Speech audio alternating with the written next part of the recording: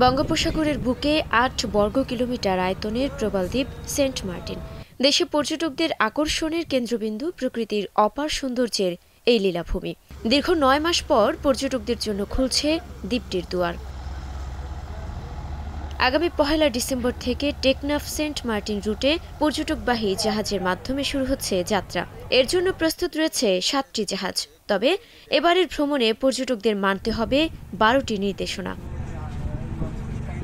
প্রাণ প্রকৃতি রক্ষায় দ্বীপে রাতের বেলায় জ্বালানো যাবে না আলো, উচ্চ শব্দ সৃষ্টি বা বারবিকিউ পার্টিতে রয়েছে নিষেধাজ্ঞা। এছাড়া কেয়াবনে প্রবেশ, সামুদ্রিক কাসিম, পাখি, প্রবাল, রাজকাঁকড়া, শামুক, ঝিনুক বা অন্যান্য জীববৈচিত্র্যের ক্ষতি করলে ভোগ করতে হবে শাস্তি। পলিথিন ও প্লাস্টিকের ব্যবহারে করা হয়েছে নিরুৎসাহিত। প্রতিদিন সর্বোচ্চ ২,০০০ পর্যটক সেন্ট মার্টিনে ভ্রমণের সুযোগ পাবেন। ডিসেম্বর ও জানুয়ারিতে তারা করতে পারবেন রাত্রি যাপন। এ খবরে উচ্ছ্বাস জানিয়েছেন ভ্রমণ প্রত্যাশীরা। এখান থেকে সেন্ট মার্টিন যাওয়াটা একটু কষ্টসাধ্য এবং দূরত্ব। সেক্ষেত্রে সেন্ট মার্টিন যদি আমরা রাত্রি যাপন করতে পারি, সেক্ষেত্রে যারা ভ্রমণ করতে আসে পর্যটকদের জন্য অনেক সুবিধাজনক হবে।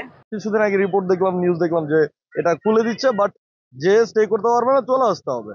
তো সেক্ষেত্রে আমার মনে হয় এটা খুলে দিলে ভালো হবে। সেন্ট মার্টিন যাওয়ার ইচ্ছা, সরকারকে বলবো যাতে সুযোগ সুবিধা আরো বাড়ায় দেয়। সেন্ট মার্টিনের জন্য যাওয়ার যে ব্যবস্থাটা, এটা করলে সরকারের পক্ষ থেকে আমরা খুব খুশি হব। সেন্ট মার্টিনের বাসিন্দারা জানান, শর্তের বেড়াজালে যে ক্ষতি হয়েছে তা অপূরণীয়। তবে ২ মাসের যে অনুমতি মিলেছে তাতে আশার আলো দেখছেন পর্যটন সংশ্লিষ্টরা। এখনো পর্যন্ত কোনো জাহাজ আসার হদিস নেই। আমরা বিগত সময় অনেকভাবে অনেক কিছু বলছি, কিন্তু আমরা আর পারতেছি না। আমরা সর্বশেষ কথাটাই বলতে চাই, আমাদেরকে বাঁচতে দেন, আমরা বাঁচতে চাই, আমাদের বাঁচার জন্য রাস্তা করে দেন।